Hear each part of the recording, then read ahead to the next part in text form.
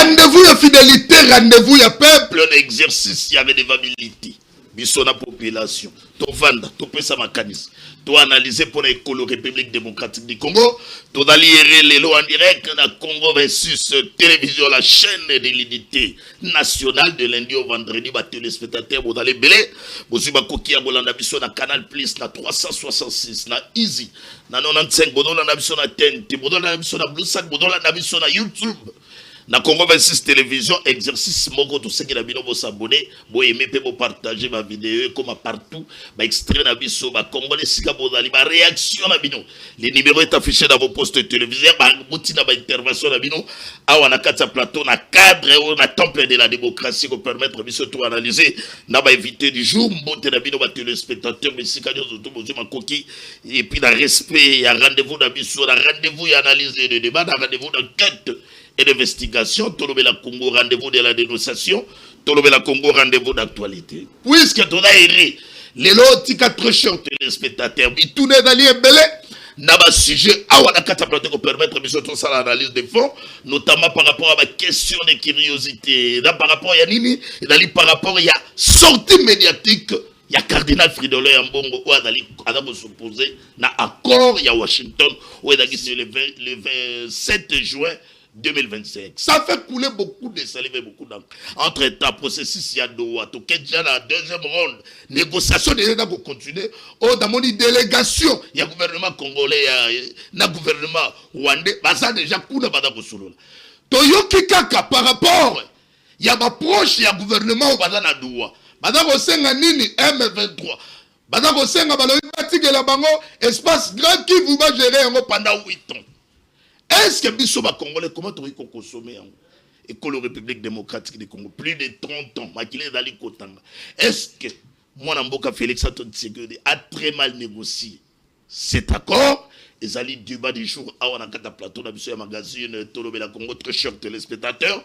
Mais très rapidement, merci pour l'accompagnement de la régie. Premier élément du jour, très cher téléspectateurs, tout qui n'a pas rose. Mais ça va rapidement les porte-parole du gouvernement, tout souhaiter ma joyeux anniversaire parce qu'il y a dans mérité. Patrick Mouyaya, le porte-parole du gouvernement, ministre de la communication et médias. Joyeux anniversaire par rapport à cette bougie de plus, que ça vous apporte encore le bonheur, la joie, la grâce et la longévité, ensemble avec ta femme, maman Benoît Temouyaya. Ils allaient funa mobimba balobi joyeux anniversaire na yo papa koba kumba kende liboso. Banale mobimba balobi joyeux anniversaire papa kende liboso na mosala ozali kosala l'homme parce que vous avez parvenu à détecter les poisons rwandais. Oyo tant longtemps et Vandi Melelo est allé dévoilé par les Congolais. Ba Congolais ba commis mature, ba Congolais lelo yo to comprendre le plan machiavélique. Il y a Mwanamboka, il y a Kagame contre la République démocratique du Congo. Grâce, il y a l'homme qui a détecté les poisons rwandais, Patrick Mouya. Joyeux anniversaire, même Félix Antoine Tshisekedi, le président de la République, est conscient. Et il a compris les bons services que vous êtes en train de rendre à notre pays, la République démocratique du Congo. Joyeux anniversaire. Cette bougie de plus, ça vous apporte le bonheur, la grâce et la longévité. Azala Patrick Mouya. Deuxième vidéo du jour, est-ce que la régie, ça va, on peut décoller? Voilà, tika rapidement tout vanda. Na actualité, Tolobela Congo, nyonso pour la bitumba ya makanisi. Tolobela Congo, awa na kata plateau na biso heureux ya boya majaba invité mais rapidement toke na makambo ya actualité. Actualité, toke côté un sport. Didier Boudimbu a signé encore un contrat de partenariat avec avec FC Barcelone, après AS Monaco et AC Milan. Le gouvernement va investir 10 millions de dollars américains par an. Pour Rabatia, République démocratique du Congo na dorsal, il y a Barcelone, 10 millions de dollars. Entre-temps, aujourd'hui, dans Katambour, sur le sport, précisément dans le foot, totali lelo yonenge da kokende, ba Congolais ba da koloba, mais est-ce que nous sommes malades? Ou bien d'accord pour vendre notre pays positivement? C'est la question que se pose très cher de l'espectateur. Est-ce que le ministre a raison? Toké to signé avec avec Paris. Toké na AC Milan.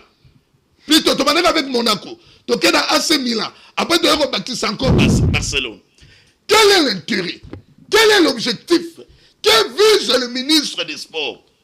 Ils allaient motuna ou Congolais badakotuna. Autre actualité.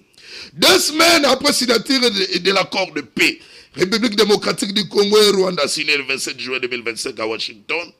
Nouveau ronde de négociations continuent avec M23 et Alliance FEP Congo à Doha, au Qatar, devant 2 ministres de l'Intérieur du Rwanda et puis de la République démocratique du Congo. On a vu que makambo ya ba revendication oyo na Doha bada bosinga na M23 et Alliance FEP Congo ba pesa bango pendant 8 ans gestion il y a Nord Kivu et Sud Kivu. Ba Congolais ba consommer bango nini. Entre-temps, Congrès américain va plaider pour une réponse diplomatique, humanitaire et économique forte face à la crise dans l'Est de la République démocratique du Congo, où va qualifier Angola des conflits le plus meurtriers depuis la Deuxième Guerre mondiale, et puis ça l'appel à dialogue national inclusif, et puis Félix Antoine Tshisekedi, le respect de la Constitution. Faut-il espérer ou désespérer par rapport à cet accord? Les États-Unis, ça joue à la sincérité ou à l'hypocrisie. Le cardinal Fridolin Mbongo a-t-il raison de s'opposer à l'accord de Washington? Et dans la première vidéo du jour, on suit la vidéo. Il y a cardinal Mbongo et puis tout le monde la débat avec 3 invités du jour. On suit la vidéo. Alors que nos communautés restent privées d'eau potable, la course aux minerais stratégiques est aujourd'hui, surtout en Afrique, à l'origine de la prolifération de groupes armés. Et récemment, vous avez suivi la solution que Trump propose à la République démocratique du Congo et le Rwanda. Vous êtes en guerre entre vous et la cause de la guerre, c'est le minerai. Moi, le grand Trump, j'arrive, je vous réconcilie et vous me donnez le minerai. Il a tenté cette solution en Ukraine. Ça n'a pas marché, mais bon, chez nous, tout le monde court. Tout le monde a peur de Trump. Nous disons, avec ces documents, que c'en est assez, cette façon de fonctionner. Assez de fausses solutions, assez de décisions prises sans écouter ceux qui vivent en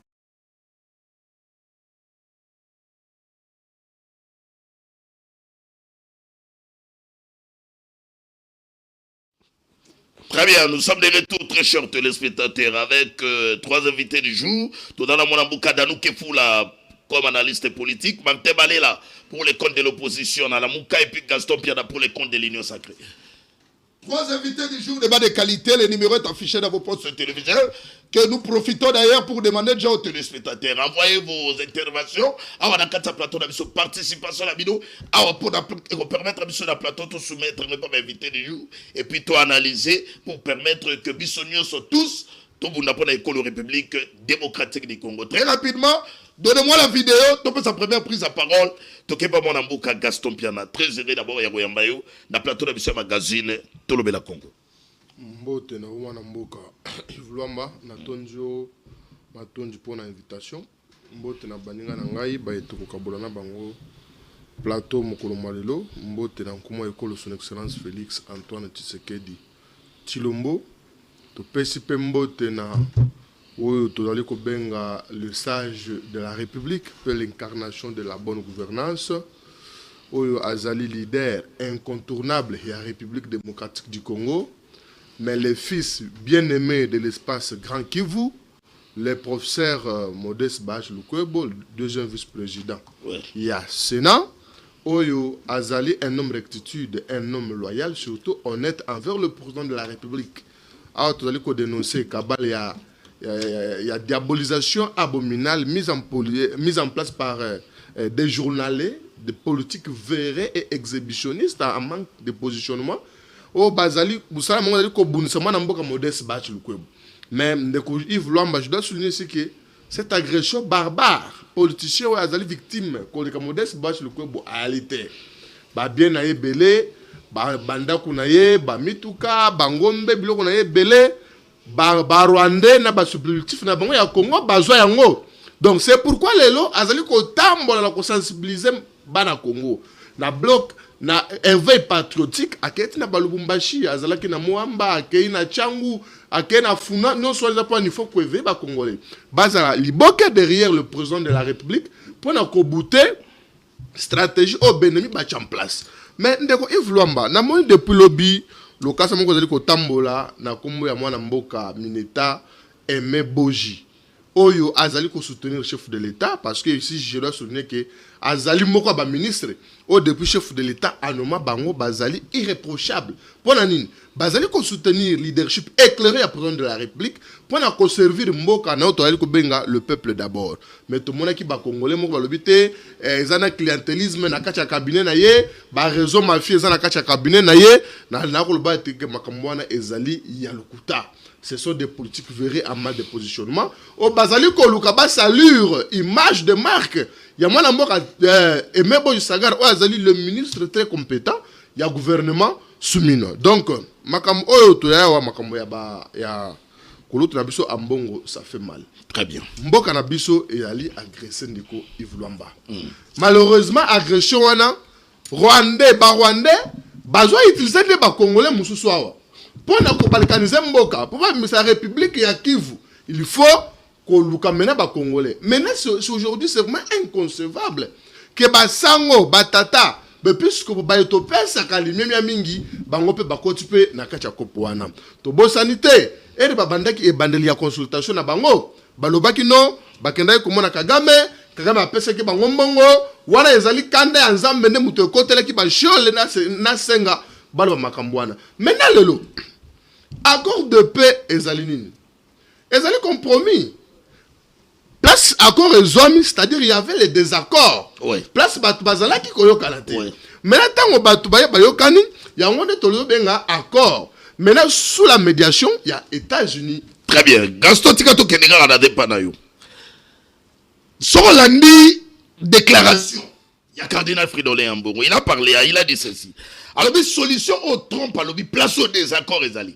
Solution au trompe, à l'objet que RDC dans Rwanda, Bodaro Bunda, alors le Bodaro Welle les ali minérés. Il y a mon ngai trompe naïe, bino mo pesanga minéré, en retour, gada pesa bino P. Voilà les ali ma propos à cardinal Ambongo. Mais là, Trump est allé, et ça n'a pas commencé que chez nous, à Kenagi même na Ukraine. Il a tenté avec cette démarche, mais Ukraine, là-bas, ça n'a pas tenu pas Zelensky. Mais sauf que pas d'abissot, et si pour biso africain, on a la tendance à Kobanga, les Américains. Que pensez-vous par rapport à la réflexion à Bongo, dans un cardinal, Oyo, l'ingoma moneno analiko kamba, l'église catholique, quand il fait ma déclaration pareille, est-ce qu'aujourd'hui on peut dire que quelque part est dans la vérité, Moko est d'aller mal habillé dans cet accord? Que pensez-vous? Kolotu na biso ambongo esengeli kotika la baye catholique église na bango parce que ya azali nani politicien en sultan esengeli kotika parce que na yo na ba Kongo ba kolanda biso Rwanda envia kamanyoko pa na biso tende ko na Yves Luamba Rwanda azali ko envier matembelete bazali ko envier ne minéraux na biso et minéraux wana Rwanda agresse kamboka na biso moko te azali ko agresser mboka na biso na accompagnement ya ba multinationales notamment les États-Unis d'Amérique na Union européenne. Oui. Parce que azaka miloko wana ba toile soko tali bibundeli ya makati sophistiqué o bango ba benga ke Rwanda o so M23 bali na yango bango ndi ba pesa ka bango. Mais aujourd'hui, grâce à la diplomatie agissante et multidimensionnelle mise en place par le président de la République et aujourd'hui ba kolis ko na accord que te moyen ba zo subir na biso bongo réalité. Biso moko bakolo minéré na biso chef de l'État a fongola qui porte depuis début ya mandat na ye pour un partenariat gagnant. Minéré za ba pesi biso ezali pour ko bongisa mboka na biso. Ole bisa na fenêtre. Bande na so batanga makila ou vaut mieux ekende na lolenge ya malamu tozo kimia ko protéger bande na biso tozo développement na kacha mboka na biso. Maintenant en bon temps on zo que non batu bazo banga Trump. Non, c'est faux. Il y a zomona ndemabe parce que plein de bango macabre mise en place pour détruire notre pays, pour balkaniser notre pays se trouve être déjoué par le président de la République. N'a pas service naye. Tant que ya bandé ko bisa bino depuis kala. Alobi awa bato objectif na ngeza nini ko kabola mboka na biso. Na ndenga trouver que concept wana congolais tellement. Tellement les ali il faut que ça la mena na éveil patriotique. Il faut qu'on bunda biso tous à la liya côté bande Yves Lwamba. Bande ko wana bazana makanisi ya mabeta ata na dialogue na bango. Bango balobi bango moko ba convoquer dialogue.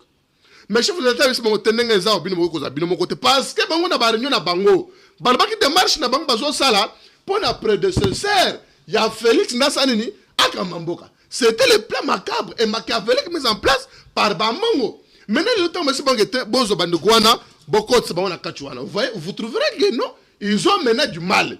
Ambongo ba congolais c'est le kolanda été les portiers insultant au Jean-Pierre Bemba Lobaka talata ba nani ndeko na yemuteba lijo sibuta wa komi na Goma amoni dini moga bénédiction ya nanga oui nanga c'était rebelle moi makelele tango zo c'est félicitations courage nzamba pa mbola yo mais ko benir ba Lobaka nini et bon ko benir ka o chemo se bibote il y a des paroles qui s'en suivent. Moi je suis un homme de Dieu, il y a des paroles tango zo benir mutoko cheka donc loboko pambate ça dit nzamba pa mbola nanga a continuer na ko bandeko na biso mais tas ko tango zo pesa bemba mbote au moins que bilongi na bango et que ça dit batouana bazali batumabe bazali bato bazali ko accompagner balkanisation mboka na biso. Ici nous devons remercier l'Éternel, nous devons remercier le président de la République pour la clairvoyance na ye et puis qu'on soutenir ko ebsete azonga simate biso ba yi kongomane tozali simana ye to ko mona balkanisation na miso na biso te pour les batouana. Aujourd'hui Martin Fayulu a compris.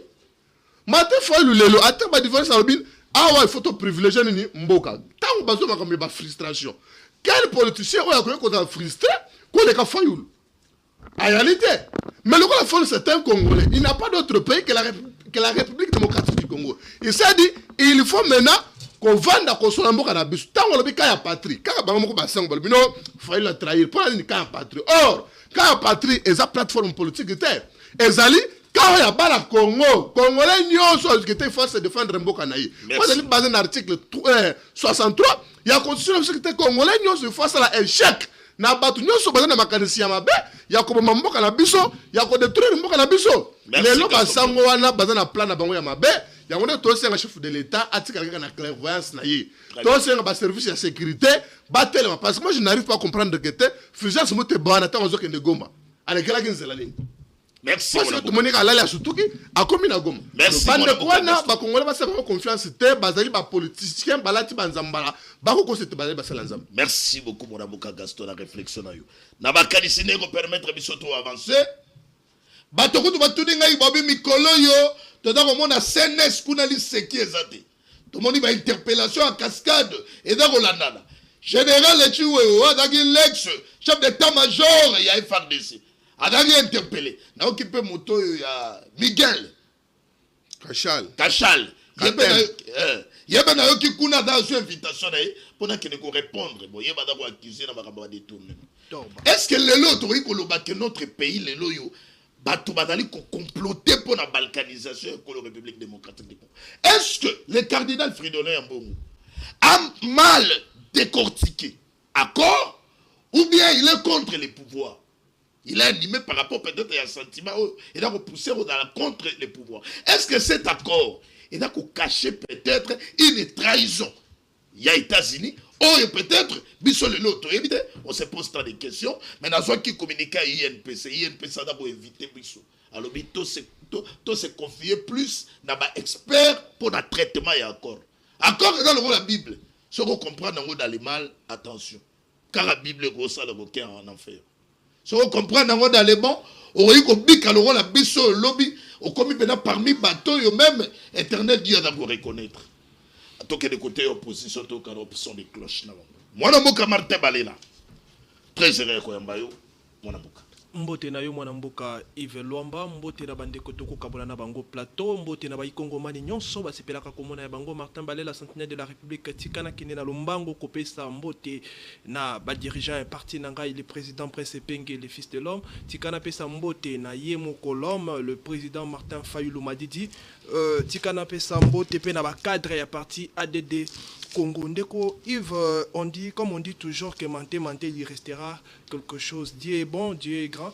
Les lots koka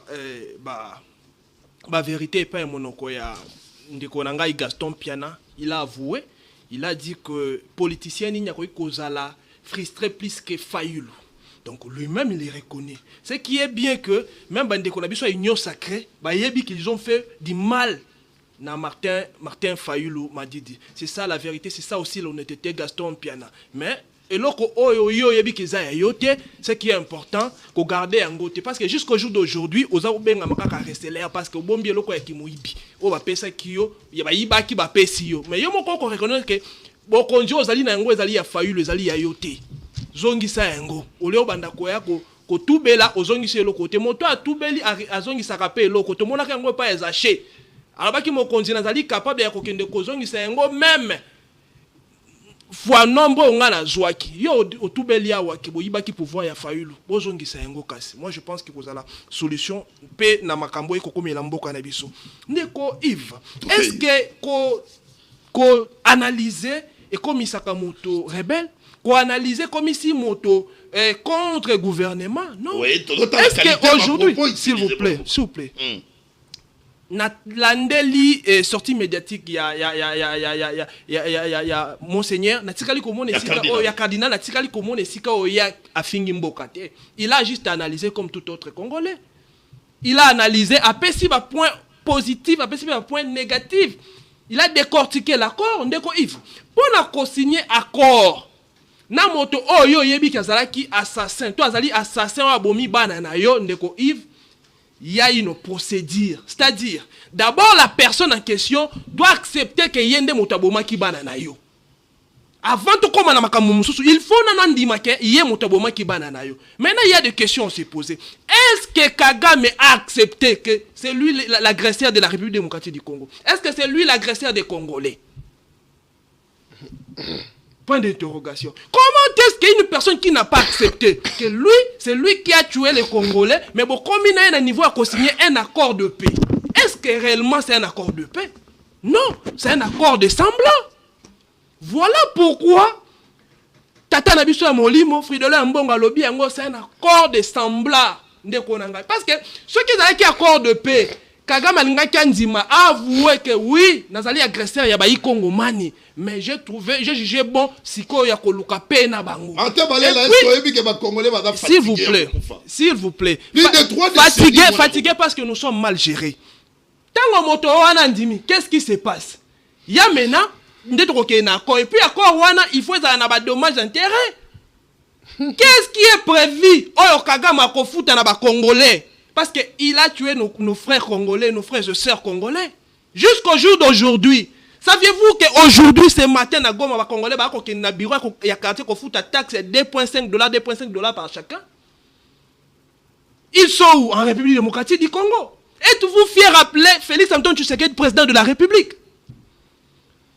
À ce point, ce qui, Monseigneur, le cardinal Fridola et Mbongo, a sali analyser comme autre Congolais. Aujourd'hui, Bango va taxer comme un politicien, messieurs. Ozali postolo, ozali na neo, ozali ceux qui postolo, ceux qui n'ont pas kabino. Ozali nganga nzambe yo penungo ozali wana. Est-ce qu'on se sentir à l'aise qu'on fait dans un plateau, on critiquer, soit obtenir ba propos ya boye, na moto pas ozali nganga nzambe. On se sentir à l'aise. Catholique oh lobby tango ba parti politique nyonso na Kinshasa awe comment qui fatigué soufflé. Catholique on est muta comment organiser ba ville morte. Catholique on est muta comment stimuler biso poto benga na Joseph Kabila. À cette époque, l'église catholique bazaki ba politicien to bazaki kaka ba tata ya molimo. Lorsque Etienne Tshisekedi azali kokutana na ba catholique, bazalaki ba politicien to bazalaki kaka ba tata ya molimo. Soyons quand même sérieux. Quand vous n'arrivez pas à gérer, il faut être conscient. Il y a mauvaise gestion. Pour comprendre que et l'autre sali et sali mabe. L'accord nous à l'opposition, on a pris acte l'accord nabino mais il y a des choses oyo bo sali ya mabe bo engager République na ba sentiment de konangai. Très bien. Bato ba engager République bazali na qualité té. Bazali na expertise té. Un accord oh ils allaient signer na lombango nyonso. Vous signez avec moto abomi bino, mais bon nulle part na accord, ils allaient énumérer que c'est lui l'agresseur. Bon signez na Kagame comme un partenaire. Bon signez na Kagame était comme une personne qui est redevable au Congolais. Kagame est redevable au Congolais. Voilà pourquoi vous avez la difficulté aujourd'hui. Vous signez avec Kagame, vous êtes obligé d'aller encore à Doha, signer avec Corneille Nangaa. Ce n'était pas aujourd'hui, s'il vous plaît, pardon. Ce n'était pas exclu. Doha est inclin à non, s'il faut analyser les propos du chef de l'État, chef Azaï Kolobabou, à Kosola va patenter, c'est-à-dire chef à cartel wana et cartel wana ezali Kagame. Donc si réellement Kagame n'est motazali chef à Bananga, pourquoi kokende kokuta na Kagame pour que Lukasho va discipliner? C'est une contradiction. Parce que c'est lui le chef. S'il vous plaît, dans le but, laissez-moi te relancer. Mon Konzamoka, Kagame va okutana en États-Unis pour finaliser l'accord et tout ça. C'est-à-dire que ah oui, après d'avoir que solo là, na Kagame, maintenant bango va supplétif. Baketo boy pe bango te ba revendication na bango to yoki bango déjà nanga kuna bango bolo baote Sud Kivu na Nord Kivu to gérer yango est-ce que batabongo Yves Congo restera s'il vous plaît ndeko Yves moi je ne défends pas Corneille Nangaa nazali parmi bato na baki bato roi ba Corneille Nangaa ko tongela bango prison mo ko cha bango kotika bango bolumbu de génération yanga bato nyoso ba ko ba kenda ko tala ka bango bolumbu to la kisaka bango mabe bango basali mais ce qui est un rebelle a comme un niveau ya ko imposer bino boy. Vous savez pourquoi? C'est parce qu'il a comme une position de force. Avec une négociation vous êtes à une position de faiblesse. Vous êtes à une position de faiblesse avec bolinga te à tout moment quand il kozwa ba na territoire wana. Ceux qui tozaki na niveau, tozaki na capacité à coincer nanga. Pensez-vous que Corneille Nangaa nga comme un niveau ko tenir ba popo wana? Merci. Tout ça quand même sérieux. Yves, le Congo est mal géré. Tu sais qu'il gère mal ce pays. On doit être conscient de ça, on doit reconnaître ça. Qu'est-ce qu'il faut faire? Il faut s'asseoir autour d'une table. Donc, il y a la vérité. D'ailleurs, il n'y a pas de vérité à dire à Tshisekedi parce qu'il sait bien qu'il gère mal le pays. Il est mal entouré. Qu'est-ce qu'il faut faire? Il faut écouter aussi ses frères. Merci. Comment est-ce qu'on peut réparer les choses? Merci, mon amour. Être trop pressé et qu'on peut se résister. Être trop pressé, c'est ça. Mais na précipitation nyonso ezali ko pekisa liwa to ezali ko sala ko même fantaisie. Laissez-moi voir. Ceux qui vont ngaba la biso ke bolingi ba congolais, bonga bo pesa biso une armée forte. Oh to ko sala to faire face na bato to ko bengana nanga sans pourtant aller voir Trump. Les traîtres sont nombreux dans niveau ya armée. Donc notre paix OK donc ce qu'on va aussi la mkonini. Va traître à niveau armé. Allez, laissez-moi avancer, très cher spectateur. Vous avez la biso en direct na Congo 26 télévision. Pesa makanisi mwana mboka. Puis me kolo na la dit to la na même Godin Boy da moni ndeko moka tindelenga message avec Godin Boy comme basali démolition. Il y a ce qui parcelle na yesu qui villa côté ni kuna na niveau ya Ngalema. A sali déclaration le bi que sera da pasteur té alingaka akende pour rejoindre M23. À propos na bomone ondé batonyo so bakomi kozwa les luxe ya kolobakaka que non M23 apparemment c'est comme si lelo congolais ko do kotala danger pour salaka il doit être interpellé promotion ya ba agresseur bato badako boma biso journée un pasteur soyi ataki pasteur telinga qui nous rejoindre M23 bon d'ailleurs opinion na moni on n'a pas assez de commentaires à faire là-dessus tikanga na avancer na makambo ya mosen ya cardinal Fridolin Yambo. Il y a un agenda caché, d'accord, il tourne dans les belés. Est-ce que Cardinal Ambongo a-t-il raison? Ou bien peut-être il n'a pas eu le temps peut-être de bien décortiquer cet accord. Dans nous, qu'il faut la très erreur, mon amboka. Mbote ndeko mopanzi sango, mbote na bandeko tozana bango na plateau, mbote na bakongomani banso bisika bazali kolanda biso, dengana de barana bile sel et l'unique journaliste nzamba landa kana ba ange.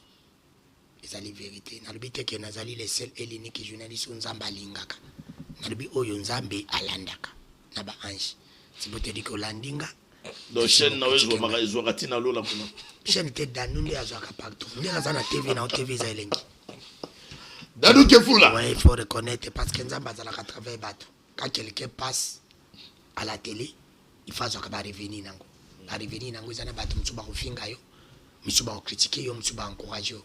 Que lui, que revenir, ça positif.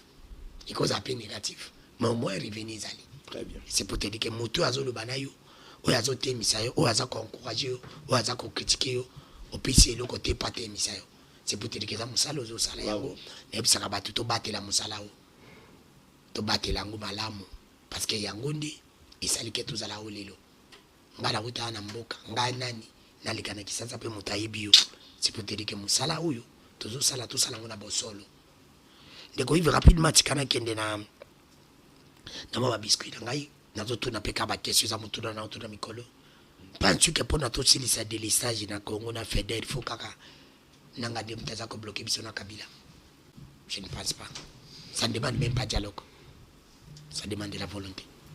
Est-ce que pour notre silisa embouteillage na Kinshasa c'est nanga, c'est Kabila? Est-ce que le pour notre za maya malonga na Kinshasa na Congo c'est Kabila qui bloque? Est-ce que pour tout si ça coule na lelo presque partout na Kinshasa na Congo mubimba? Kabila ni mtati ndabido ko si ça coule na. Est-ce que lelo pour na ko si ça va détournement où tout le monde vole? Dans régime où tout le monde vole. Dans régime où tout le monde vole sans exception. C'est là. C'est Kabila. On a le monté je suis pas na ministre azali azana conseil de ministre ko le kangana ba ke baba mibi. Yo zakate. Allez-y. C'est pour te dire que ngam le bangote. Pendant aussi ça qui muibi. Faut kananga. Mais la parole d'évangile. Faut que dialogue azala kakuna papa. Yo zakate. Ce ngola biso ki libunda za ko bela ko tshate mbite. Isa makamso si mutalobi ko kota kate po yebite. O tsango temende. Il faut mutu azaka kuna ya ko demanti. Mais ngata ki jeunesse no kena ba fait. Oui, mais Thérèse Matinda. Azaka ministre finance l'époque Kabila. Ils ont comparé na Saint-Nicolas. Bakoza na bava moko. Parce que combien d'années la personne? Et puis, ma mwangu, azaka 9 fois ministre de PSP. Ils ont comparé na Tony Mo, parce que moko. Ce qui n'a sali 10 ans, yo sali 2 ans, on a pas voir que le kanga, el ngelo bani. Alors que tu as un salaire moko. La pesanga le bakabo solo. Là, ça demande quoi? Pendant 6 ans. Zoa Mendi, a sali combien d'années? Zoa Mouya Outou comme sa anniversaire, ça bango lelo.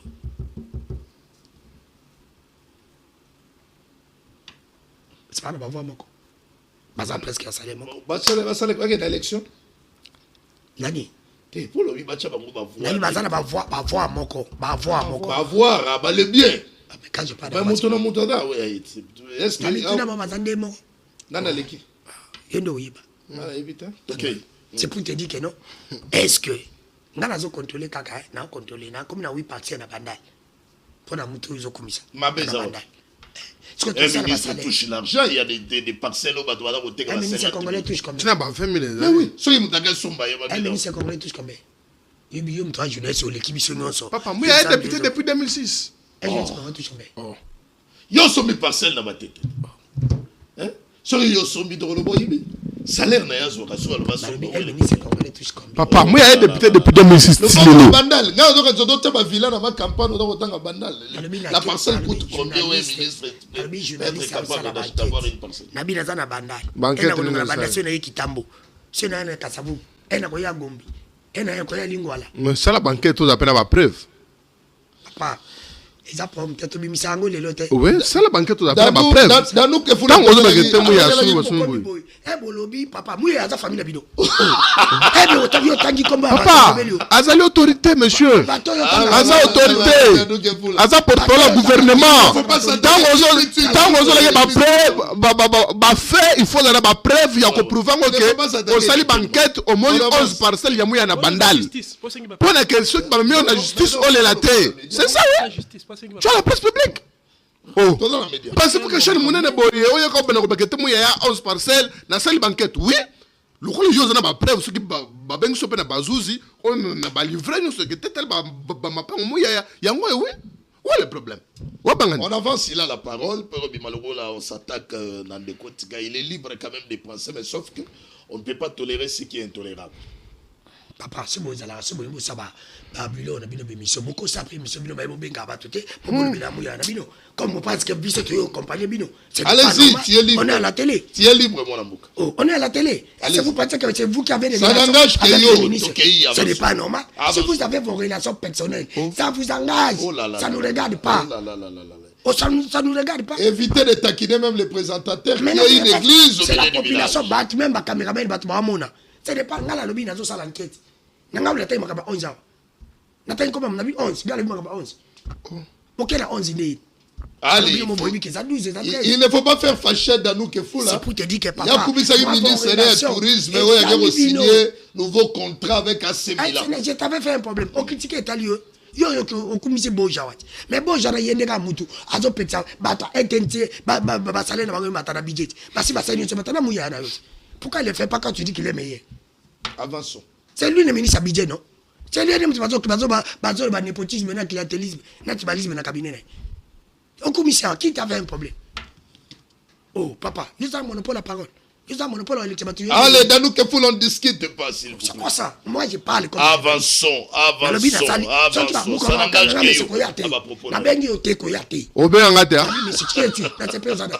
moi, dans ce pays. Ah, monsieur. Je ne suis pas un simple citoyen quand même. Je ne suis pas un simple figure de plein monsieur. Je suis un conseil de ministre, monsieur. Je suis un conseil de ministre, monsieur. Je ne suis pas comme toi. Je suis un officiel. Ce n'est pas l'occasion. Il y a comme ça les messieurs qui étaient autour d'un s'il vous plaît. Je suis un conseil politique d'un ministre, monsieur. Je suis un conseil politique d'un ministre, monsieur.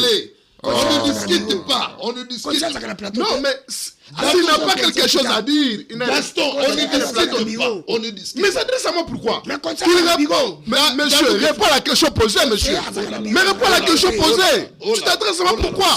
C'est ça la question, monsieur. Est-ce que tu peux répondre à la question? Tu peux répondre à la question. Quand on ne respecte pas les journalistes, on recèle l'élément. Ça, ce sont des balivanes que tu racontes, monsieur. Qui n'a rien à voir, non. Ok, mais il faut éviter ma tête. Mais pourquoi me dit que l'état l'interdit? Ce n'est pas du tout élégant. Sur un plateau, dans un plateau prestigieux, papa, vous avez vos relations, laissez-nous avancer la validée Nabiso. Alors, pourquoi vous voulez avancer dans vous voulez nous faire voir que avancer. Oh, c'est quoi? Allez-y. Sama nazana na ibika fatina ibiote. Yende président. Eza mouye ngana ibite. C'est bon, il y a Ebio.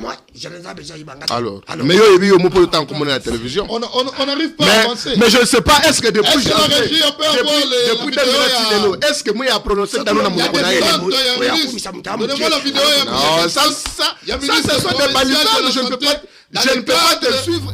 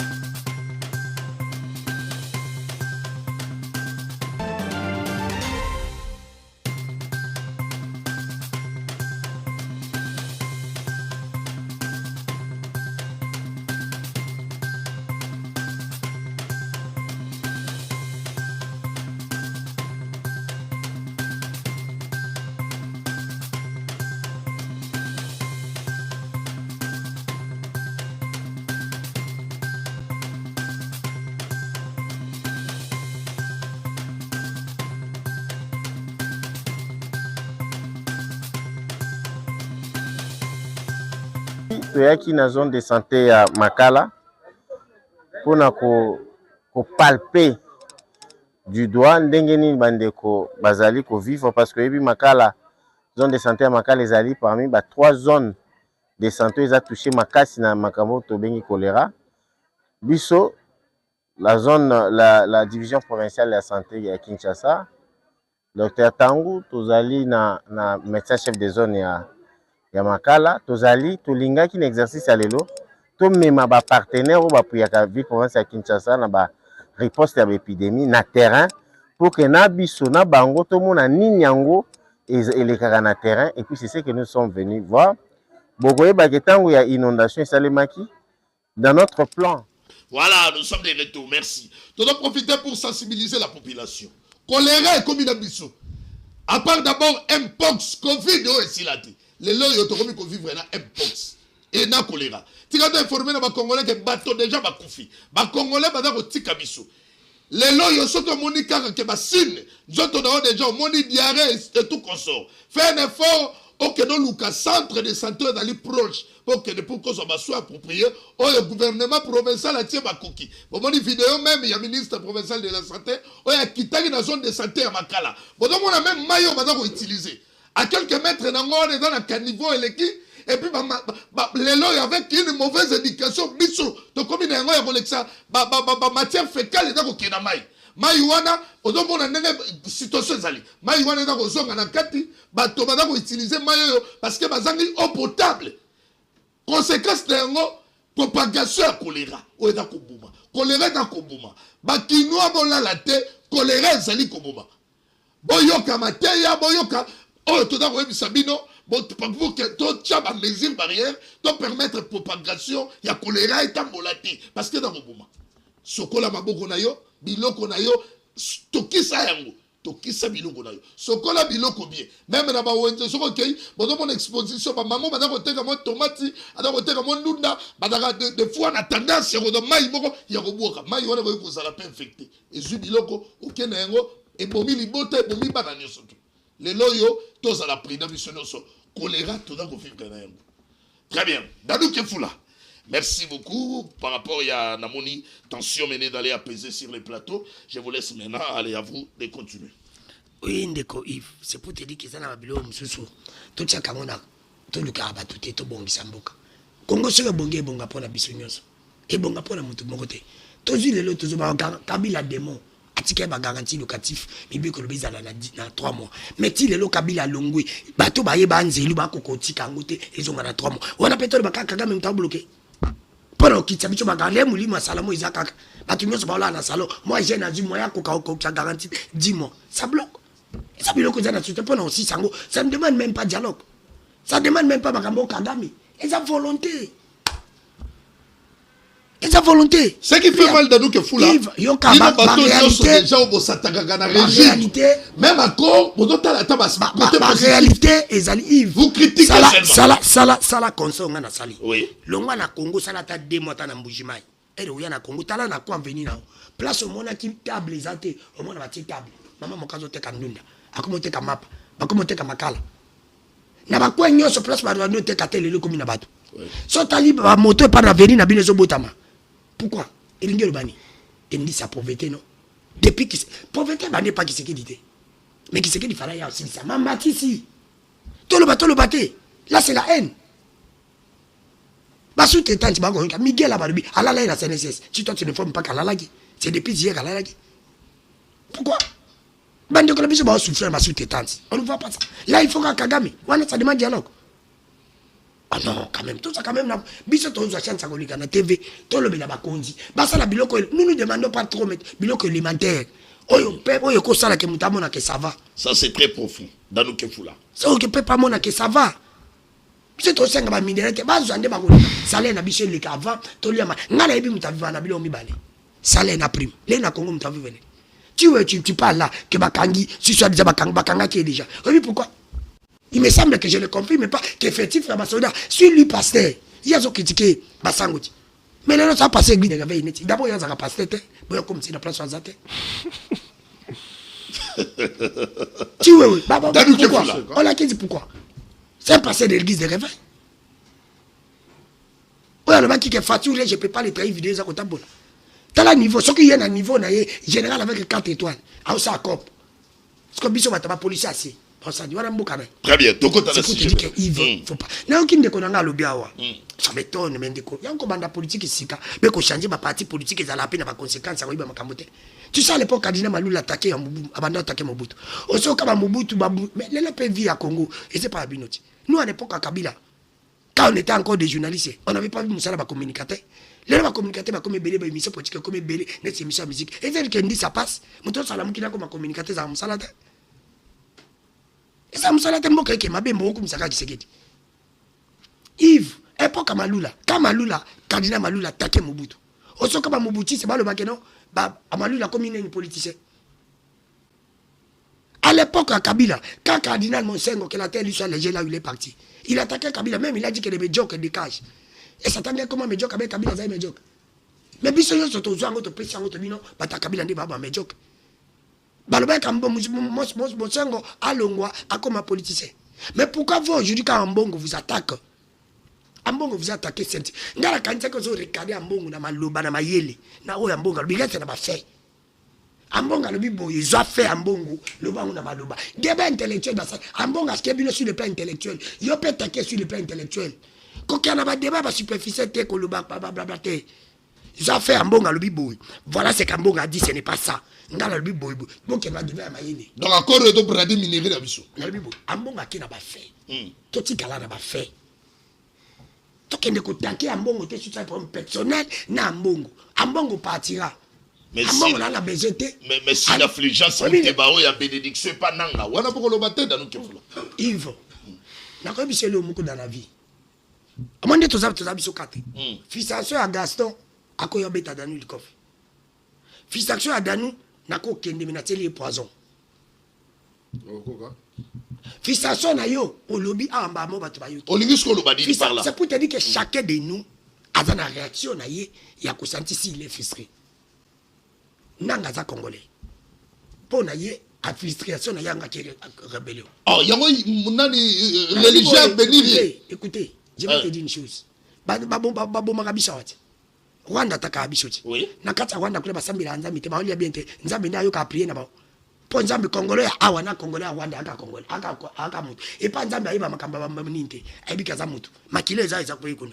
Elle Basambila Nzambi pas Bango. Bisous de Nzambi Ababo Makagami. Bon, Basambila Nzambi. Abeni Kagame no. Pona bango bango nani. Kagama osala bien pona bango. Siko yebisanga yaza sango ya batoyo ya bamiyibi. Aza sango ya batoyo babomi. Aza sango ya batano. Siko sakutani na nde mutu pa yebisa kedo abeni asani. Autiate po yolobi. Mais tout tika ça c'est quel raisonnement? C'est quel raisonnement? Dans que fula. C'est quel raisonnement? Est-ce que yaza na droite ou tia? Aujourd'hui, je me suis dit, il y a des gens qui sont Rwanda, tu as des Rwanda pour te répondre là-bas.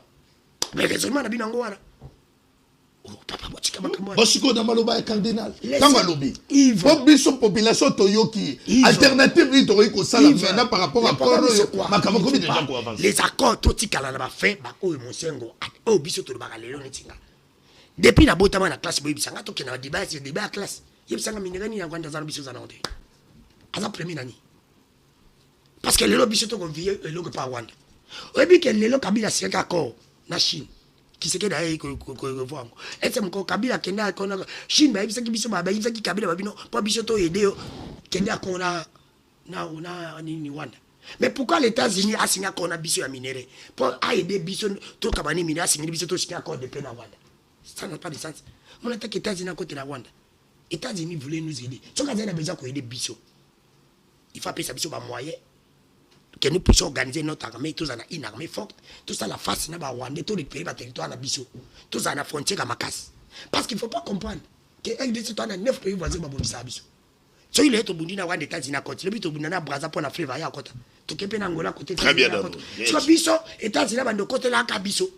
Merci, Danou. Ça n'a pas de sens. Merci, Danou. Ce qui est aussi qui est encore, si nous voulons, États-Unis a besoin de Bissau, à aider Bissau, il fallait y aller. Je vais signer d'accord avec vous. Mais maintenant, nous on a un problème de sécurité. Mais nous voulons que nous puissions avoir une armée forte. Bon, prenons le temps, organisons d'abord cette armée. Organiser ma petite sur moyen, petite sur matériel, puis surtout comment ça la face. Merci Danou Kefula. Merci. Parce que ceux qui te saluent face, c'est Rwanda. Attends, États-Unis qui ndeko na ngai totikana ina. Merci Danou Kefula. La petit exemple beaucoup. Obi que les États-Unis ça na ADC te comprendre te et tirer problème. Obi pourquoi? Il y en a un na Kisekedi à ça l'accord mais aya na interne à organiser dialogue. Pourquoi? Obi que le lokaga nani nanga. Bako qui ne peut pas qui parle ici. Tabi moni ba minéraux tous ah na Congo ba minéraux mo puissant. C'est boutique États-Unis on zanga comme peu puissant. Bile peut soutenir biso plutôt tika na place pour te servir bino. Bako qui ne peut na Japon. Bako qui peut na Chine. Bah yo quand babi les États-Unis on a soit azuma minéraux za comme puissant. Bah on peut pas soutenir ba ndokiwana et comme ils sont guerre. Conséquence c'est pour te dire que tout ça censé voilà troisième guerre mondiale au Banda tout ça qui se attaque wapi anaja au sala dialogue. Merci Danou. Merci Danou. Na Kabila tout le monde merci na Babati tout le monde obi que bato obi Bahati merci Danou. Mineti Bahati ngoble bazaki frustré parmi bato baza frustré na innocent keza bato mbali mais ma faille na banga mais je aime toka neti ngai mais na sali ona ko sala c'est pour te dire que frustration réaction à mutu na mutu ezala ndenge mais yo la vie kolinga te o sala ka bato mabe po bato baza ka frustré po kondana ka réaction bato ba kondana ka réaction ya bato.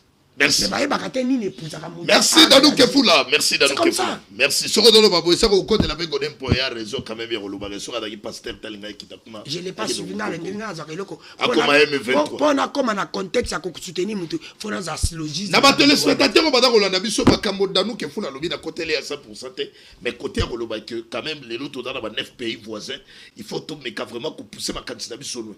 Parce que comment dans le rôle mboka le rôle Uganda to dans la mutualisation. Ba fongoli frontière na kuna na bunagana. Toza ina notre ami mon. Ba fongoli frontière. Notre comment il s'appelle? Oh ça l'année mission za kuna na mona pas. Voilà les dangers. Alors que na aéroport na biso ba Uganda ba occuper. Vidéo moza otambola. C'est malembe malembe. Lik malembe. Il a fait une vidéo. Ba boy congolais quand on répond na biso ba congolais. Donc vous trouvez ça normal là c'est quand les loyo il faut vraiment couper ça mécanisme. Reste bien là, action réaction. Voilà. Sima ya kolanda baninga ngana boke nyonso. Je ne parlerai même pas. Kangai na balaye nanu. Na banda na Danou na kosekisa na balela. Merci mon frère. Ndeko na ngai Danou alobi non ndenge nini tozali ko reprocher basango, c'est-à-dire na bandi politique sika et ainsi de suite. Mais ce qui a zolo ba bongo, traitement ya basango na régime ya Félix. Na régime ya Kabila, c'est-à-dire notre frère Azana mémoire de coq, permettez le terme. Parce que c'est sous Kabila que tout le monde qui beaucoup bête à sango fimbu, beaucoup bête à gaz, bolongo le sultan inaye. C'est sous Kabila, oui. Est-ce que c'est mon nom sous Félix? Est-ce que je me dis ça le matin? Tant que tu yomu tu bandes politique na tongo zala kiwapi. Na kole kadi yo lubana. Toya wande ko nangai. Alobi ndenga nini? Délestage, est-ce que nous fois ça délestage? Nous sommes dans un pays. Barrage hydroélectrique, on a 50. Il y a capacité de barrage au toali nango et où meli makasi comme ya kala RDC abandé côté ka lotiri ki kala ndiko Yves Lomba. Mais les lots na Éthiopie ali côté ka biso lotiri ki Congo Brazzaville azote ka biso lotiri. C'est sous Félix que baye sikoyo ma barrage ya moke. Oyo ba uti ko sala wa na Kinshasa côté ko se na o bazo bana ko réhabiliter ba barrage inga pona kotonga ya sika kotonga kakobola kotonga shit katende kotonga ba barrage ya sika na fait ce que tu le mot baza bato ba Kabila ozo soutenir tango bakoti ba bombarder ba turbine na inga, c'est-à-dire les lots je suis à courant na Kinshasa au moins direct snel ba uti ko signer société moko na contrat moko na société moko chinoise Chine électrique. Ok, na mikolo ya déjà ba commune mususu de l'estage ko zalate bazo renforcer ba cabine bazo renforcer makambo ebele pour la ko contenir courant lotiliki de l'estage zalate pour de l'estage zalini courant zali muke sur ba pesi ba okotoyo e ba pesi ba musu ba ka bola courant bongo tozo ko rende production na ba effort sur gouvernement za ko sala production et mata pour la distribution pe est comme équitable. Martin Lobby na lobi que Fayulu azali frustré parce que ba bien pouvoir oye na monde ngo ya Fayulu sika na no kutane pe na Fayulu ngote je peur que ba benga na yo pe na parti ono pays parce que non évitons les attaques personnelles mon ambuka ndiko yivlamba mais alobi que ngana lobi que ba pouvoir à Félix makambo ngana tikala koloba te na plateau non mais yo vande kimia wi tikanga na recadrer ba kongo lozo kolanda wi ta on so la frustration pour oyebi Fayulu te ba to ba penser Fayulu mutu eza Félix. Ce qui va passer mutu. Babimisi ya mesu ndeko Yves. Na motema ya kozanga ndenge nini. Akozanga tena esengo. Baboto la foi le mutu kana ya sika. Sukabila. Baboto la foi de na ozwana biso bazoka ndiko ya mbayo. Baboto la yango pendant 3 ans. Pourquoi vous allez me faire foi le temo ninga ngai? Baboto la ndako na baboto la foi le zanda kuna ye ezali place na ya musala mais baboto la yango na bato kabila. Oh, mais nyonso ne koluka nini? Ndeko lamba. Ezali koluka frustration et pas mutu. Ce n'est pas dit que tant on a vu que frustration, besoin d'un pouvoir il a fallu imaginaire. Ouais, c'est quelqu'un qui est pas inayo. Pour pas président no epenge, et pas mo fallu makamwana eza sur la mutu na bangote. Toi avancer. Alobi Kagame na accord wana tikali kondimate. De quoi il vlamba. Quand je dis que un accord c'est un compromis. Ouais. Un accord là où ta place pas besoin accord, c'est-à-dire il y avait un désaccord entre les deux parties. Tu as un accord de paix. Tu as un accord de paix, c'est-à-dire place où on a guerre et zalaki. Mais tant que deux parties vont se mettre autour d'une même table, Aïe Seba Congolais, par quelle qualité Rwanda a signé un accord de paix? C'est-à-dire, Azali parti, n'a confiance dans l'Est. C'est pourquoi je t'apprécie là où tu avais dit que l'accord Rwanda y a une Bible. Il ne suffit pas seulement à autant en français. Il faut voir également aussi la capacité connaissance technique, il y a qu'à expliquer. Comment décortiquer pour comprendre. Parce que accord Rwanda, pour la nini, Babengte Burkina Faso a signé.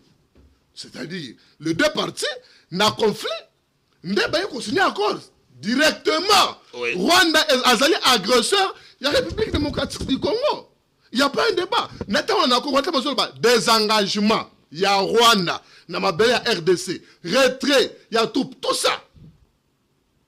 Cela est dit du fait que le Rwanda a zana kati mabele na biso ndiko nanga ibalela. Na avancer le sous. Chité par là, avancer puis dans un découpe. Alors bien, chef de l'État le baki a kosolo là. Nanangate, mais na doit baki salaling. Mon aimable frère ami, je vais t'expliquer. C'est que tu dois retenir. Il ne faut pas qu'on détourne, qu'on désoriente ma propre chef de l'État. Parce qu'apparemment, je suis que aux champion à Kalmoni. Au conseil na plateau, Moussoukouna, ok, au conseil la boba mise qui était à former ma milice à Tchenanzela pour lancer la radio de transport. Or, le ministre was allé au Bunda pour la transport à Kinshasa, bah, il faut nous aller comme ça après la bonne sa vie, continuer à Bakino à ce qui concerne les transports, c'est pas ma mise. Chef de l'État, le biboy. Na kosolana ba pantete parce que chef na bango ezali nani Kagame. Et c'est ngalinga na solo na chef na bango avant éventualité makambo nyonso. Ndeko yivulamba. Mais doa avant ibanda bana ba solo laki. C'est le président de la République, son excellence Félix Antoine Tshisekedi Tshilombo avec Kagame. Oui.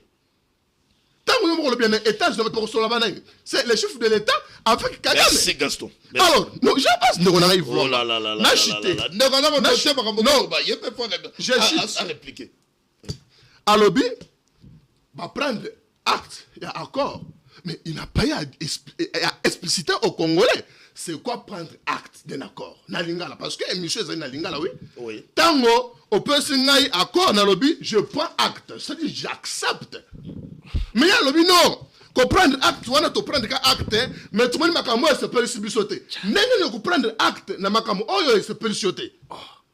C'est tellement refusé le roi Neng Baninga Moussou, Babouane qui était à Corwana, et c'est pas le subissoté. On ne peut pas comprendre, la CPLI, mais il faut pas qu'il s'en va Kamboboy. Non, mais au Salini, au CPLI, voilà. Mais et le quoi il se peut le chioter. On se prend la ngote et le quoi ils amabé. On se prend la ngote. Parce que bah se peut la kana et le quoi ils allaient malin. Moi le problème est pas à Danou que fou là. Moi mon problème. Moi je n'ai pas insulté en Mongo et je ne le ferai jamais.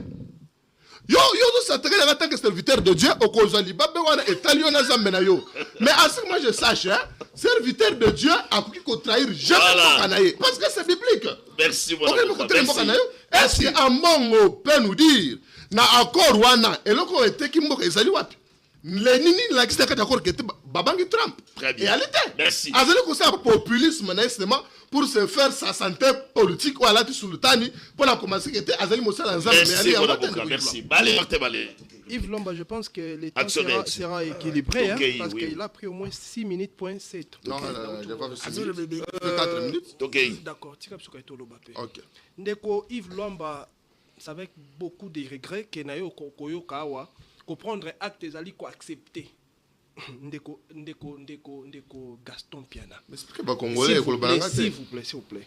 Tu peux poser un mauvais acte à mon égard. Je prends acte. Il y a un acte opposé. Cela ne veut pas dire que j'ai accepté tout ce que tu as posé comme acte. Est-ce que tu peux expliquer ça en lingala? Est-ce qu'à cause de la calme? S'il vous plaît, Piana. Il a la parole, Gaston Piana. Okay. Arrête de nous troubler. Vous avez troublé sur ma caisse. Donc, l'opposition avait pris acte, il y a accord. Mais, accord, il y a quoi analyser accord? Parce que déjà, l'accord a été signé. L'accord a été déjà signé. Qu'est-ce qu'il faut faire? Il faut analyser l'accord. Voilà pourquoi les Congolais, comme ils analyser maintenant l'accord, qui ça, point où ils négatif, point ils positif, c'est ça. On allait faire quoi? Toi, on retirer signature. Signature quand tu sais qu'à retirer, ça va autant que nous signer ma monnaie kuna nana. Tout ça là quand même sérieux. Alors bien les sous-souboy, mon cher, oui, tout ça là quand même sérieux. Tango Rwanda, si réellement Rwanda a signé qui accord comme un pays agresseur, quelles sont les responsabilités à Rwanda dans cet accord? Quoi bisanga yango? Ba responsabilité comment autant qu'on soit parole, bisabiso, obligation parce que un assassin tango signé un accord à reconnaître que y a un assassin, a une obligation, obligation à Rwanda. Pourquoi bisanga on a cet accord? Rwanda, s'il vous plaît. OK. Dans ce banayo, tâche est équilibrée. Parce qu'on accord, on comprend que tout ce que Rwanda va faire, biso perdre ce au salaire. Mais il y a des concessions. Tu sais avancer quoi? Aujourd'hui on attend. Tu sais avancer quoi? Les obligations. Au moins au niveau obligation, il y a une différence entre un agresseur et un moto agressé. Rwanda na kati accord Rwanda, on comprend qu'il y a une obligation signer biso accord comme un partenaire. Tout ça là quand même sérieux. Mboka au Congo et bandi na binoté. Au moins Babylone nous salo normalement fait que ça na émission musicale. Babylone ko yozo salo. Toujours analyser mboka, yozo mela biso ba mambo etaliba et biso na ba aventure. Ndeko Yves, bandeko bazo bundela lutte contre la pauvreté selon le président Tshisekedi. Mais dans la lutte contre la pauvreté, ngana ke no rablo ka mike. Lutte contre la pauvreté, bandeko yo chômage. Tant boke bo bunda contre pauvreté donc faut bo bunda pe contre chômage. Tout ça na mboka oyo na capitaine na biso ba pesi ministre moko 3 ministères. Ndeko no monya za conseiller bo mwa mi beti tolo za conseiller à 3 ministères. Pendant qu'il y a des licenciés, o ba fandi na ndaku. O ba zali na ba diplôme plus que même ministre ba chewana. Tu es un ministre moko le na capitale azali ministre de l'emploi, ministre du tourisme, azali ministre du travail. Il y a budget pardon. Allez-y comprendre. Nous avons besoin contre pauvreté. S'il vous plaît. Oui, nous avons besoin contre pauvreté. Mais aujourd'hui, moto moko, il y a 3 fois ministre. Or, ce qui est besoin contre pauvreté, c'est-à-dire, nous avons besoin 3 personnes différentes, bien que pour réduire les revenus na bango. Parce que toutes les 3 personnes vont permettre à la famille na bango émerger. C'est ça lutter contre la pauvreté. Tout ça, nous avons président de la République. Hier, le président de la République a inauguré terrain à foot na Ipen. Terrain à foot, terrain on va tenir na kati université, terrain etc. Pour ballon pelouse. Babengi président de la République a inauguré yango. Ndeko Yves, on dit le lenge bandeko ba ko gérer mboka. Le lenge ba si Yves. Émission apparemment ça yo kana Gaston. Dans la ngongala yo. C'est on penga c'est les 3 minutes non pour la c'est na comment voilà la. Ça la biso so to tika kana biso. Nani yeku ala. Banta balela. Dans gérer bino na timing. Dans pesa bino maloba, dans ko tala timing au boda ko épouser. Peut-être ozo banga taille là. Peut-être so boda ko loba. Pesa biso pi maloba to loba kasi. Comment est-ce que Mboka bazolité oui, Mboka bazolité contre pauvreté. Population chinoise azangi mai azangi courant azangi nyonso. Le loso ki na memio na route mokali, otali santé moi na biso ki vivre na capitale kondimate. Mais gouvernement congolais a ndimi ko dépenser par an na zo loba yango 25,6 millions pour appeler ça AC Monaco, appeler ça Barcelone, appelle ça Milan. S'il vous plaît, tout à la série, ndeko na ngai, mboka o ezangi mai, mboka o ezangi courant, mboka o ezangi transport, mboka ezangi banzela, mboka o ezanga ba jeune bazana na chômage. Mais ba onzo ndimi, chaque année ba pesa 25 millions à 3 clubs. Pour ba sala nini? Ba memela biso nini? Ba emploi? Pour ba memela biso nini? Oh, na 25 millions on a parlé. Ceux qui ont qu'à 25 millions, on peut s'arranger. Le basu année autopé à 25 millions, on a jeune, autopé à crédit, on a jeune, il y a combien de quoi en Galiba. 25 millions. Merci. Savez-vous combien de jeunes non, qu'on va remercier Yves comment on peut les cas sous tes cas. Parce que tout la vérité on a Mais la télé c'est le temps. Il ne faut pas s'attaquer. Mais tu as mis 3 minutes. Non, tu as pas casser. Mais tu as pas. Mais la télé c'est le temps. Yo lingi to lo baté ceux qui t'ont dit que tu sais que d'ailleurs gérer ma bête. Non. 25 millions s'il vous plaît. Mais voilà, vous êtes besoin de 25 millions par année, bah on peut s'arranger on a 3 clés pour ni bala takaka lio, bala taka mayo, ba tie ni ya RDC. Oh, on a 25 millions wana. Ceux qui va payer ça qui yango ba jeune ba na commune ngaba. Ba ici bango 6 classes. OK, yo soit 2 millions. Aussi 6 classes. OK, yo soit 500. Oh, yo 6 classes. Oui, mais combien de jeunes aujourd'hui ba ko chômer na ndako, asali maya la na diplôme mais moyen à cause banda ezalité. Est-ce que pour toi c'est parce que le bac tu sais que derrière des mboko. Merci. Merci, mon amboka. Je pense que cette fois-ci, il faut tout appeler de quoi sa réaction. Je n'ai pas les commentaires à faire là-dessus. Action, réaction. Mais au moins, il y a des makambo bino botiaka tembe. Makamba football to le baki ngonga lo bakanga bat bakritika kango. Parce que soki baki opesa si ministre bakisa basa. Na lobelo be bazoluka contrat moko. Bazoluka contrat moko ya Angleterre na nini. Je soutiens. Yo soutien na ki. Soutien ka na biso ko. Ka shamalamu apesa ba mona Congo na Mamila. Soki ezali kamba mabe o kiseke da yuka peuple. Il fallait boya on a conseil ministre. Quel est le peuple na ngaya boy. Tu ko se puji to cha una mutana. Na mutaki kiseke dino.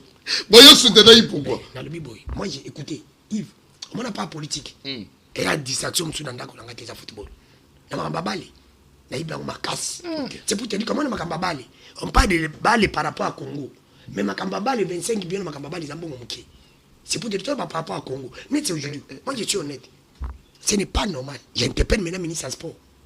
Tolinga football na biso ke liboso. To benga ba contraire ba mindele ba ya ko se veti pour na football. Mais to bongo ba terrain na biso. Kende na malembe pa no place okendo na lemba fois. Bozi ba terrain nyoso bo BBC. Là c'est Kagame qui même tatindi bilo. Bozo ba terrain balé bo BBC. Bo komisango ba place masanga. Kuite. Ba terrain nyoso balé le ko formé ba jeune bo BBC. Yakala ningwala awa terrain appel Z. Na leki wana awa. Bozi terrain bo baki tous les deux terrains. Bala ningwala ba zakana ba terrain ka misa na ya etente. Bozi mi balé bo BBC. Quand on est député, il y a un commissaire qui a un cabinet. Incompétent, monsieur. Monsieur a un ministère qui a un naturel, il base. Pas benga et mais là, le ban de Michel Benga, on commence à voir tout la mission ça un téléphone. Il député à Banangola. Jésus n'est le chèque. Des terrains à Bana, il candy. Et comme il va kermesse. Voilà, quand tu vas kermesse, c'est ma boîte qui m'a BBC. Yo bet ah la lingua là-bas, ah on a wenza bisu. Ba BBC c'est bien. Ba BBC ango. Ngaoudu qui note village mais c'est que da yebina Jésus no cheke e bana babeta bale. Zonga no na CG wana. Voilà tu ko le baté. Aujourd'hui sous na yo qui peut terrain été ya nyani ya local. Ya nini ya mama yembo bateki. Batona baliki ni mission nga. Bateki. Na ba métier. Bana penga Kagame mtatili bo web sur terrain ba football. Ya bana. Bozi bateka bandal, bateka nyoso bukangi. Bakemes. Bana nani? Didier Boudimbuti. Mais c'est ça. Mais c'est lui qu'on parle. On ne parle de qui? Il y a tourisme. L'information. Mais il est incompétent. Il est incompétent. Toi, tu penses que c'est quoi? Il est incompétent. Toi, tu ne le sais pas. Ma vie taille mané. Tu sais pas qu'il est incompétent. Ma zemmeteur a sous ma écho exact. Mais Monaco. Tu vas à mon gars, il a nous qui fout là. Moi, je défends les valeurs. Milan, le nom maxi Barcelone. Nous qui n'a pas d'amis. Nous avons rencontré dans mon touté. Tel que je suis là. Je n'ai pas quelqu'un dans le vélo. Non, Ngaï, c'est la population ouvrière. Je ne sais pas. Les gens qui jouent à Chan, ils poussent une formation là-bas au point. Bon, vous êtes là. Mais oui, les gens de Chan, ils bâtissent. C'est pour te dire qu'il y a un politique à régime. Le régime a raison. Il y a un compte à il y a un boulot, il y a un biseau. Il y a un anti-valeur. Il y a un qui dit qu'on a lui. Mais des garçons, quand tu viens au Tala, moi, je vais à plateau de Kouta, la biseau, le bac. Il dit que toi, tu as oublié que les jeunes, il y a une dépêche qui n'est pas cardinal. Mon sengo place à faire dans les cheveux, awa, na côté à faculté catholique. Papa qui m'a bangé la gaz. La régime a exécuté. Tu ne le sais pas. Tu ne le sais pas. Voilà le régime à Nani. Il y a tata dans nous. et pas na ozali babete po oza musala nzambe te komaka na ote kontate Okoyoka. Je avec Dieu. et le côté yo te Attends un message. c'est pour te dire que ndeko tika Oh non, ndeko Yves, makambo nga etali kuna dialogue répondu. Yves Na répondu. makambo etali dialogue ndi de Gaston ndeko Gaston non dit ceci Nga na beli dialogue te Non, monsieur. Le pardon. bon le babilo na nga na beli dialogue te. Allez, tika te quoi chez Accord. Ndeko Gaston. Accord au bilbo zero. Na mituni question. Est-ce que Konga ngo se bonge bonga pona yoka? Ebe bonga pe pona nga. Yo fanda na lola nga na fanda na Congo. Oh, el ko bonga Congo comme une avocat pourquoi? On commence mutu balo bakeno. Accord les apôtres intérêt na biso nyonso. To linga te. Soki kimé ezali les apôtres na biso nyonso. Mais là to lobi boy, pourquoi vous ne voulez pas que nous puissions critiquer? Biso to tika na ba fait. Qui t'a intéressé? Ndeko. Toza awa na braza pe to kabola na ba might. Et ça dépend. Il a bibo. Pour l'unité d'accord batiaki balobi te. Le cas États-Unis mtazo yati. Tout tiapé bandaku. Tout au bandeko bakoya États-Unis ba fa na Congo na administration za na Rwanda. Ba kenda sa na Rwanda. Mais d'accord Moi je vous comprendre non courant. papa na to tangelo bien. Accord eza lié na Ndeko 7 Yves. piliers. Merci. Ndeko Yves. Eza lié na 7 piliers. Oyo eza mobeko liko. Ya bisanga Congo azikombe. Eza lié Ndeko na 7 Yves. piliers. Voilà. Émission. Très bien. Une minute à chacun. Voilà. Oui, toquez rapidement. Voilà to linga. Martin Balela. Il y a transport Te, na moto. Ouais. C'est comme ça. Nga na loba kabilo ka balabala te. Toquez rapidement. Parce que nga na zomona ceux qui membres ya parti politique ya Prince Penge.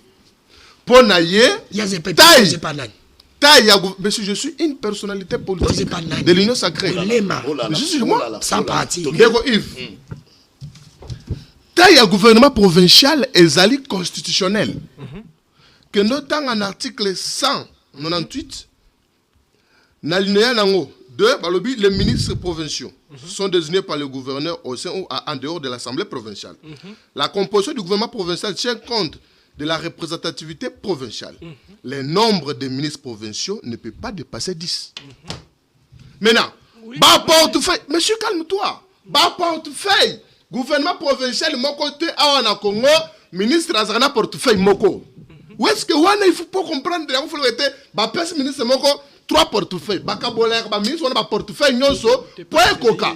Il collabore avec le gouvernement central. Mais il y a le bien selon yé. Il faut que le gouvernement provincial ait à peine 65 membres, ait à peine 55 membres selon. Ce que on continue en web. Le gouvernement provincial de Yves Luamba est ali constitutionnel. Jésus Noël Cheke, trois portefeuilles. D'ailleurs, ce n'est pas trois. D'ailleurs, il faut en profiter d'éclairer les téléspectateurs que ce gouvernement Bouma et Oumelaki, parce qu'il y a Tchèque dans la commissaire générale. Voilà. Le ministre de l'Intérieur. Mais ni invité là, je comprendre. Allez, merci. Nakotanga deux messages et puis na la conclusion. Mbote ba imboka na kolanda bino na kopesa yo. Mbote ba imboka na kolanda bino pona makambo ya port oyo lelo ekoyela biso makambo na mboka plus ndenge ezalaki ngai na est na ngai na dali na Kisangani. Papa lelo accord de paix oyo M23 bana ko kende epai na bango. Je n'ai pas compris. Je n'ai pas compris les messages. Ma message en gros est d'accord côté belé bandeko aller rapidement. Voilà, attends un message moussou. Yandeko wana na comprendre bien voilà. Batu balobi baye oui. Bonjour Bato, bonjour nada kolanda bino en direct la Congo 26 télévision. Bodali kolobela makambo ya corps kasi ergo maikweya ki Église catholique balobaki to négocier gouvernement baboya ki sikoyo goma ekweya ba congolais ba kufi ebele après to kei na makambo ya accord na ba M23. Bonjour, la rédaction de Congo 26, j'aime bien suivre vos émissions, mais le présentateur de l'émission qui fait débat politique, lui qui a une télé, je n'ai pas compris, avec une large gueule, il présente l'émission comme si lui-même est co-débatteur. Oh là là là là là là. Dès que nous sommes là, voilà, ce que nous faisons ici est d'aller pour accompagner aussi, malgré que nous sommes avec les invités, entre ceux qui vont si nous avons aussi des éléments convaincants avec les sous-bassements. Parce que il faut loba Naebi pour place au yokomi. Et ceux qui demandent fait place nous sommes obligés, c'est aussi par rapport à notre émission aussi, il y a recommander, il y a informer, et il y a éduquer les téléspectateurs. De reçoit une minute, et puis la conclusion. Ndeko Yves, moi je pense que Ndeko Lobby, telle siko place bêtise na bango ya union sacrée ezo mataka makasi mafuta. Autant constitution. La personne article 100 dans toute la constitution. Tant autant que moi y a intellectuel. Ce qu'on y a un élément de défense. Ben quand on a l'élément à la complet. Mais tu peux me contredire, oui. Moi j'ai la constitution avec moi. Il a une minute. Respecte au moins les téléspectateurs. Mais tu peux me contredire. Quand toi tu parles, on s'était. Sois quand même poli, Gaston. Utilise ta taille, non? Ah. Ndeko nanga. Oye. Autant constitution, moyen n'a pas règlement intérieur. Ndeko oyo, s'il vous plaît, ndeko oyo. Mais la constitution c'est la loi suprême d'un pays. Quoi échangeable? Non, la constitution c'est la loi des lois. C'est la loi suprême d'un pays. Ah, troublez pas une place dans le coma. La loi mère, mais dans la branche, on appelle ça pour fonctionner. L'entreprise est fonctionnaire dans la constitution. Il y a des règlements intérieurs. Il y a des règlements intérieurs. Monsieur, laisse-moi dire. Le règlement d'intérieur et ça n'a plus fonctionné. Ça, c'est quel genre de débat alors? Mais les règlements d'intérieur sont validés par le marché. Ça, c'est quoi? Quel genre de débat? Mais il a besoin d'un caractère. Mais il y a une idée de quoi on organise ça. Ndeko Yves, naza a na téléphone nanga, naza na ba signature, il y a 7 ministres députés provinciaux. Oh baza ba ministre lelo. Ba ozwa salaire comme député, ba ozwa salaire comme ministre. Comme qui? Je dis Noël Échec. Ah oui, s'il vous plaît, moi c'est faux. Écoutez, moi je mets quiconque à défi. Il y a un suppléant de chèque qui est très bien. Chèque ne siège pas. Si c'est faux, c'est ce que je dis. Je dis Noël Échec a traduit dans la justice. C'est faux. Si réellement il n'a pas perçu son argent comme député provincial. Mon père, monsieur, les suppléants partagent ses émoluments avec quel genre de débat? Les suppléants partagent ses émoluments avec le siège naïe. S'il vous plaît, évitons attention. Mais il sait que les suppléants a partagé les émoluments naïe dans le siège. Ce n'est pas difficile à comprendre, man. Oh là là. C'est pas difficile à comprendre. Tu cries encore. Voilà. Je pense que nous sommes à la fin de l'émission. Ndeko Yves, moi je pense que les problèmes au Congo, tout ça c'est la gestion à Congo. Tout la constitution, province, tout ça gestion à Congo. Je pense que le Congo a un problème. Le problème à Congo, bandi les lotés, bandi kala. Et bandi qui depuis Kabila ça continue. Mais les pauvres bisous to bandi kolokani, to ringa mo changement ya. To kanisa qui na mutu na bisou qui c'est il dépend sur du pouvoir tout le monde a changement. Mais les plus en plus tout le monde na biloko za na simple. Ya osala, ils ont comme difficile. Mais na tout ça na Congo nga na monaka mabeza bato moko tunanga ne peuple boni peuple to zana bango modela peuple bandiko balimisa ngandi na baba bandiko danelo bano ngape na peuple na zoba modela peuple azoba neti peuple congolais tikala monaki oh là là peuple moko na yeba te oh là là ndeko na ngai je suis à la télé je le dis j'assume ngape na peuple na zoba makambo bato baboya ki lobby Yves bato ba kutango lelo tu trouves normal que Kabila Mobutu sali 32 ans na régime na pouvoir mamba famille à Mobutu ni tout le batali ça le kuta bati ba fondé pour na makambetali biloka sama bile Kabila sali 21 ans mambe Joe okakai mais na régime oyo 7 ans ba fondé bino 9 mais pas nani pour la biloka sama bile maintenant la fondé oui les citoyens congolais oh d'accord c'est quand même mais ce sont vos sales jeux. Ce sont vos sales jeux, monsieur. Non, moi c'est le pays ou rien. Moi c'est la nation ou rien. Moi je défends que ma nation. Merci Danou Kefoula. Merci Martin Balela. Merci Gaston Pierre. On a rendez-vous. Il y a une population, on a débat de qualité. Non. Allez. Merci.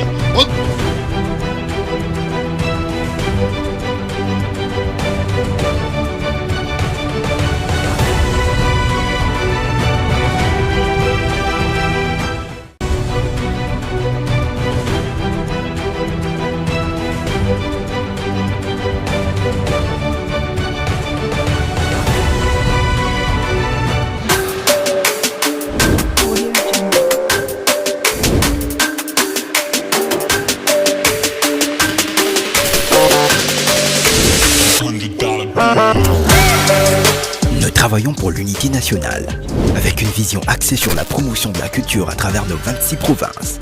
Congo 26 Télévision compte s'appuyer, soutenir et vulgariser par ses activités une collaboration interprovinciale au-delà de la seule ville de Kinshasa. Aujourd'hui, nous allons vous faire découvrir la Fondation Modeste Bahati Lukwebo MBL et son visionnaire. Nous avons créé la Fondation Modeste Bahati Lukwebo. C'est pour pérenniser toutes ces actions-là parce que demain, nous pouvons ne pas être là, mais il faudrait que les actions puissent continuer à profiter aux semblables, à ceux qui en ont besoin. Cette